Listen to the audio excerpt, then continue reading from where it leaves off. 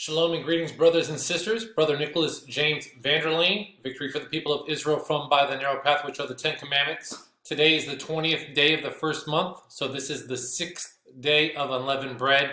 It's April 9th, 2020, and this video is titled Passover Unleavened Bread Rapture and the 7th Day Deliverance. And before I start, I just wanted to disclaim that this is a watch. I don't have any dates for certain. I've never set a date for certain, but these are all watches since seeing the September 24th Revelation 12:1 sign. Master Yeshua the Messiah emphasized his instruction to his followers to watch, as Passover is to be a night much observed. But the Passover is more than just one day, as it is connected with the 7-day festival of unleavened bread. Luke chapter 22 verse 1. Now the feast of unleavened bread drew nigh, which is called the Passover. So here we see unleavened bread and the Passover together. I've done many videos on Passover being a night of watching, Passover Rapture, the night of the thief, Passover Rapture when the Lamb opens the seals, and we are watching. We are in a watch. About a year ago, I also did a video titled Unleavened Bread, a 7-day watch. Master Yeshua's institution of the new covenant was on Passover, but the following day, which was the first day of unleavened bread, was when he was crucified and his new covenant was ratified by his blood. Hallelujah. He was then raised on the Sabbath, which means that when Master Yeshua instructed his disciples to watch, it was more than just the night of Passover. This watch should be a full 7 days, which we are in. Here is my Enoch calendar spreadsheet, and as you can see, I believe that when Yeshua told Peter, James, and John to go prepare the Passover, and he says that they ate the Passover, I actually believe that he did it on the real Passover. There was 2 Passovers going on. I did a video about this. It's called the Passover Conundrum. A lot of people are aware, because things don't line up, means there was 2 calendars that year with a variation of a day. And I do not believe that they were using the lunar calendar then. But that's for another story. So here, if we take it for word that Yeshua ate the Passover with his disciples and instituted the new covenant on the 14th day of the first month, he then died the following day, which was the Passover of the Jews, which was the 15th day of the first month, which is the first day of unleavened bread, and it is a holy convocation unto Yahweh. And on the 15th day of the first month, he was put in the grave at sunset. And so that would have been the first night in the tomb. The next day would have been day 1, night 2 in the tomb. The following day would have been day 2, night 3 in the tomb. And then on the Sabbath, he would have been in the tomb for the day of the Sabbath, and he would have resurrected at sunset, using the sunset start biblical day.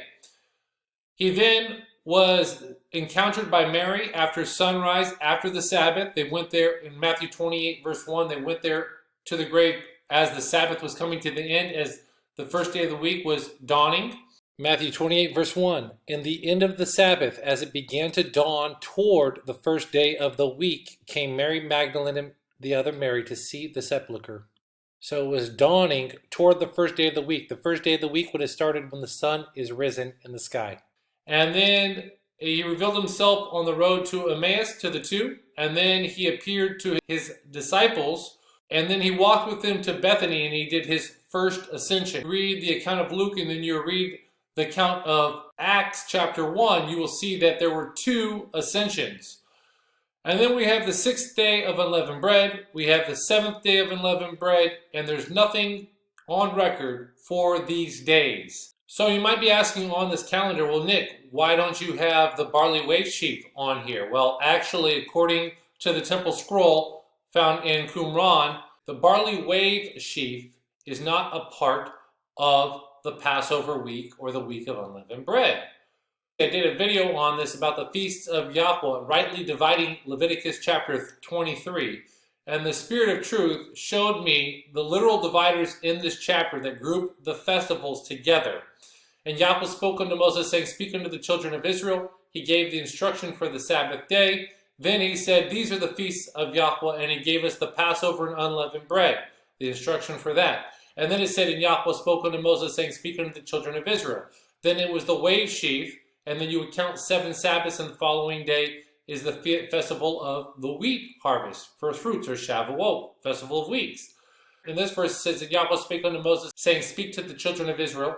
We have Yom Teruah. And then it says something interesting. Yahweh spake unto Moses, saying, and then he gave the instruction for Yom Kippur. He left out speak unto the children of Israel, because there is something called the 10 days of awe in Jewish tradition, and it's a literal place because we read about in Gad the Seer, which means that Yom Teruah and Yom Kippur are actually semi-connected. And then it says, Yahweh spake unto Moses, saying, speak unto the children of Israel. And then we get the instruction for Sukkot tabernacles, and then also the 8th day, which is called the addition. You can watch my video on this about rightly dividing Leviticus 23 and about this page break. But the barley wave sheaf is not part of the Passover week or unleavened bread week. And here you can see one of the divisions here of the Passover feast of Leviticus 23. And these are the feasts of Yahweh, even holy convocations, which he shall proclaim in their seasons. In the 14th day of the first month at even is Yahweh's Passover. And on the 15th day of the same month is the feast of unleavened bread unto Yahweh. 7 days ye must eat unleavened bread. In the first day ye shall have a holy convocation. Ye shall do no servile work therein, but ye shall offer an offering made by fire unto Yahweh 7 days. In the 7th day is a holy convocation. Ye shall do no servile work therein. So that means that you can't do your paid job that you do. Whatever your paid job is, you can't do it. But you can do domestic work, such as cooking or cleaning pots or whatever you have to do. Not to be a full day of housework, but to do the domestic work that's needed to have a festival. Because these are holy days. That's where you get the word holiday from, because they're holy days. Holidays. And these are holy convocations. So we can cook on this day. You can bake on this day. And this is a day of a celebration.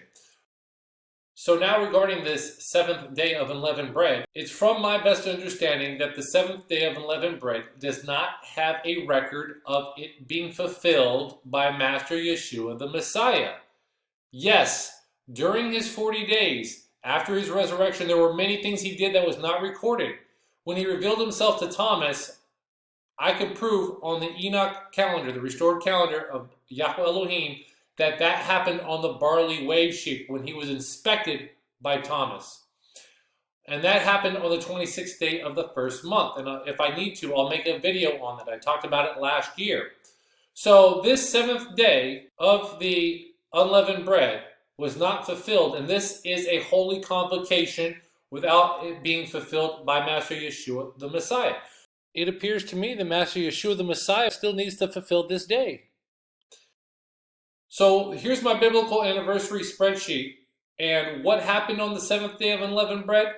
Yahweh delivered Israel from Pharaoh and the Egyptian army, and they were destroyed at dawn. Before the rising of the sun, during dawn, they were delivered. And being delivered is a major theme to this video. Let's go ahead and read Exodus chapter 14. So for the sake of this video, because it's already about 1 o'clock at night, almost true midnight, I want to cut ahead here. So the Israelites are camping by the Red Sea, and when Pharaoh drew nigh, the children of Israel lifted up their eyes, and behold, the Egyptians marched after them. And they were sore afraid, and the children of Israel cried out unto Yahweh. And they said unto Moses, because there were no graves in Egypt, hast thou taken us away to die in the wilderness? Wherefore hast thou dealt with us to carry us forth out of Egypt? Is it not the word that we did tell thee in Egypt, saying, let us alone, that we may serve the Egyptians? For it had been better for us to serve the Egyptians than that we should die in the wilderness. And Moses said unto the people, fear ye not, stand still, and see the Yeshua, the salvation of Yahweh, which he shall show to you today. So when did the salvation of Yahweh, when was that shown to them? On the 7th day of unleavened bread. And we are looking to see that salvation. For the Egyptians whom you see today, ye shall not see them again no more forever. Yahweh shall fight for you, and ye shall hold your peace. So let's go ahead and take a look at this. He said today, okay, he will show you today deliverance. The Egyptians whom you see today, you shall see them never more again. Now let's go ahead and take a look at the parting of the Red Sea. And remember, the day begins at sunrise, not sunset. And Yahweh said unto Moses, Wherefore criest thou unto me? Speak unto the children of Israel that they go forward. But lift thou up thy rod, and stretch out thy hand over the sea, and divide it. And the children of Israel shall go on dry ground through the midst of the sea. And I, behold, I will harden the hearts of the Egyptians, and they shall follow them, and I will get me honor upon Pharaoh, and upon all his hosts, and upon his chariots, and upon his horsemen, and the Egyptians shall know that I am Yahweh, when I have gotten me honor upon Pharaoh, and upon his chariots, and upon his horsemen. And the angel of Elohim, which went before the camp of Israel, removed and went behind them, and the pillar of cloud went from before their face and stood behind them. So this is proof right here. This verse, the Spirit of truth showed me that this is proof that it was still daytime, because the pillar of cloud went from before their face and stood behind them. So the pillar is by day, and the cloud by day, and the fire by night. So it was a pillar of cloud still, which means it was daytime, or it was just transitioning into becoming night. So sunset. And it went before their face and stood behind them, and it came between the camp of the Egyptians and the camp of Israel. And it was a cloud of darkness to them, but it gave light by night to these, so that one came not near the other all the night. So now and Moses stretched out his hand over the sea, and Yahweh caused the sea to go back by a strong east wind all that night, and made the sea dry land, and the waters were divided. And the children of Israel went into the midst of the sea upon the dry ground, and the waters were a wall unto them on their right and on their left. And the Egyptians pursued and went in after them, and in the midst of the sea, even all Pharaoh's horses and his chariot and his horsemen. And it came to pass that in the morning watch, that's Boker, okay, that's the fourth watch. That's when Yeshua did his miracle of walking on the water. This morning watch, the Boker watch. Okay, Boker is when you see light, but you don't see the sun. You see the light of the sun, but you don't see the sun. The sun is not up in the sky. The time period we call dawn. And it came to pass in the morning watch, Yahweh looked unto the host of the Egyptians through the pillar of fire and of the cloud, and troubled the host of the Egyptians, and took off their chariot wheels, that they drave them heavily, so that the Egyptians said, Let us flee from the face of Israel, for Yahweh fighteth for them against the Egyptians. And Yahweh said unto Moses, Stretch out thy hand over the sea, that the waters may come again upon the Egyptians, upon their chariots and upon their horsemen. And Moses stretched forth his hand over the sea, and the sea returned to his strength when the morning appeared, and the Egyptians fled against it. And Yahweh overthrew the Egyptians in the midst of the sea. And the waters returned and covered the chariots and the horsemen and all the hosts of Pharaoh that came into the sea after them, and there remained not so much as one of them. But the children of Israel walked upon dry land in the midst of the sea, and the waters were a wall unto them on their right hand and on their left. Thus Yahweh saved Israel that day from the hand of the Egyptians. And Israel saw the Egyptians dead upon the seashore. And Israel saw the great work which Yahweh did upon the Egyptians. And the people feared Yahweh and believed Yahweh and his servant Moses. So we see that this was a deliverance. Exodus chapter 15. Moses' song of deliverance. What did Moses do immediately after? Then sang Moses and the children of Israel this song unto Yahweh, and spake, saying, I will sing unto Yahweh, for he has triumphed gloriously. The horse and the rider hath he thrown into the sea. Yahweh is my strength and my song, and he has become my salvation. He is my Elohim, and I will prepare him an habitation. My father's Elohim, and I will exalt him. Yahweh is a man of war. Yahweh is his name. Pharaoh's chariots and his hosts hath he cast into the sea. He has chosen captains that also drowned in the Red Sea. The depths are covered, and they sank into the bottom as a stone. Thy right hand, O Yahweh, which is Yeshua, Yod, Shin, Vav, Ayin, is become glorious in the power. Thy right hand, O Yahweh, hath dashed in pieces the enemy. In the greatness of thine excellency thou hast overthrown them that rose up against thee. Thou sentest forth thy wrath, which consumed them as stubble. And with a blast of thy nostrils the waters were gathered together. The flood stood upright as in a heap, and the depths were congealed in the heart of the sea. The enemy said, I will pursue, I will overtake, I will divide the spoil. My lust shall be satisfied upon them. I will draw my sword, and my hand shall destroy them. Thou didst blow with thy wind, the sea covered them. They sank as lead in the mighty waters. Who is like thee, O Yahweh, among the Elohim? Who is like thee, glorious in holiness, fearful in praises, doing wonders? Thou stretchest out thy right hand, and the earth swallowed them. Thou in thy mercy hast led forth the people, which thou hast redeemed. Thou hast guided them in thy strength unto thy holy habitation. So we are sealed until the day of redemption. They were redeemed on this day. The people shall hear and be afraid. Sorrow shall take hold of the inhabitants of Palestina. This is the beginning of sorrows. Moses appears to be prophesying here of the beginning of sorrows. The dukes of Edom shall be amazed. The mighty men of Moab, trembling shall take hold of them. We know that trembling is going to take hold of them as a woman in travail.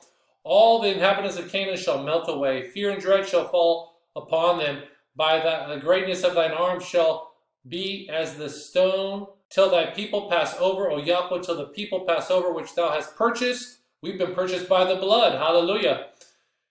Thou shalt bring them in, which is what we're all waiting for, and plant them in the mountain of thy inheritance, which is Zion, in the place, O Yahweh, which thou hast made for thee to dwell in the sanctuary, O Yahweh, which thy hands have established. Yahweh shall reign forever and ever.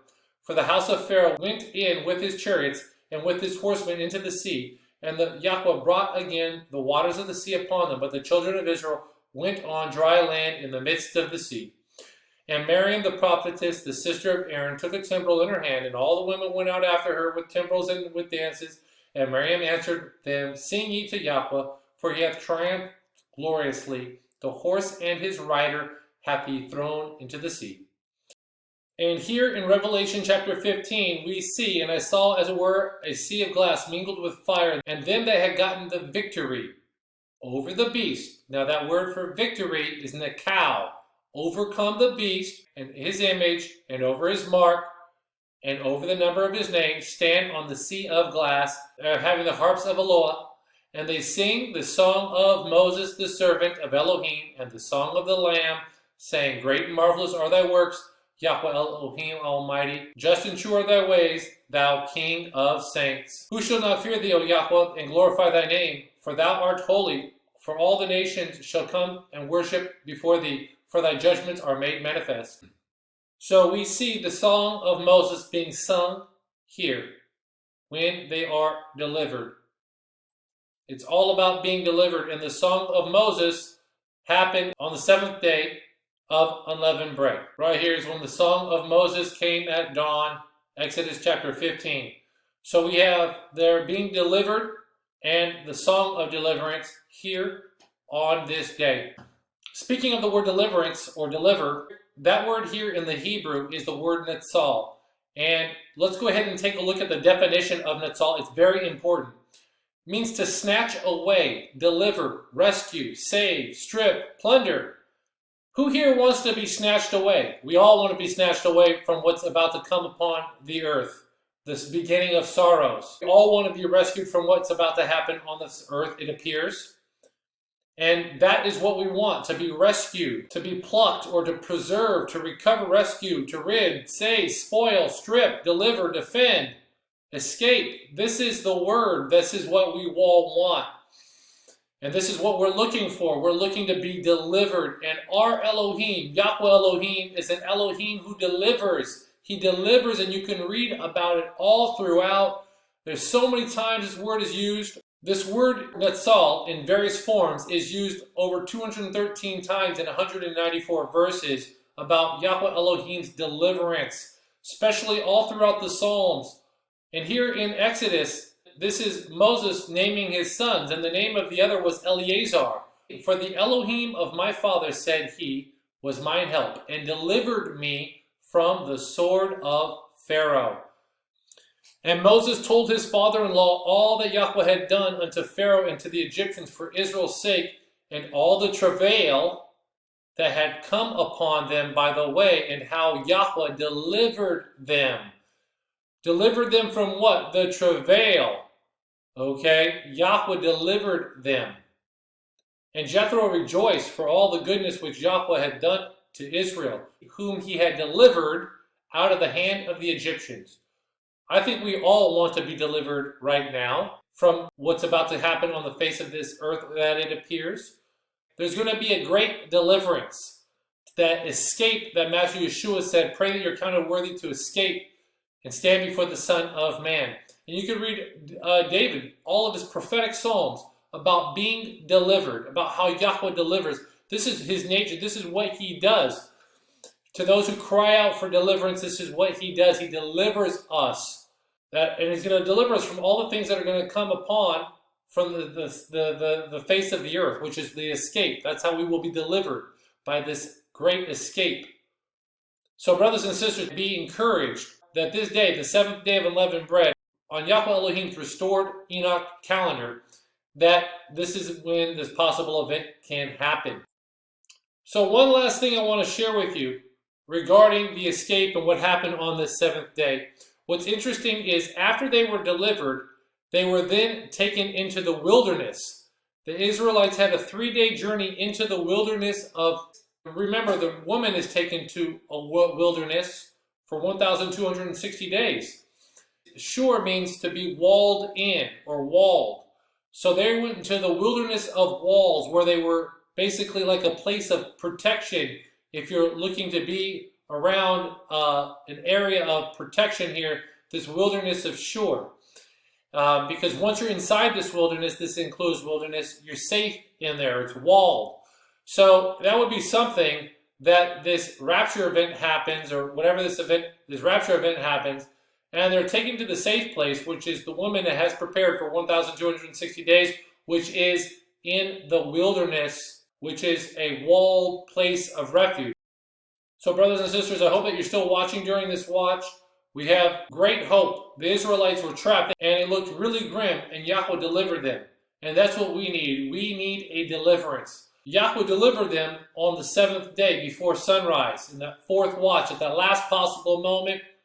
Bam! That's when they were delivered. Just as everybody was losing hope, like Peter Peter there walking on the water. And that's something to consider. If it doesn't happen here, we'll be looking towards Bikurim and the First Fruits Festival of the barley. If it doesn't happen here, well, we have the day that Noah went on the ark, right here. Then we have second Passover on the 14th day, which is a night of watching as well for all who didn't touch the dead body or on a far journey, which is also another possibility. Then we have all of these other possibilities right here. And then if not there, well, the first day of the 3rd month, and then, of course, the 15th day of the 3rd month, which is Shavuot. And that's another consideration. But I'm watching right now.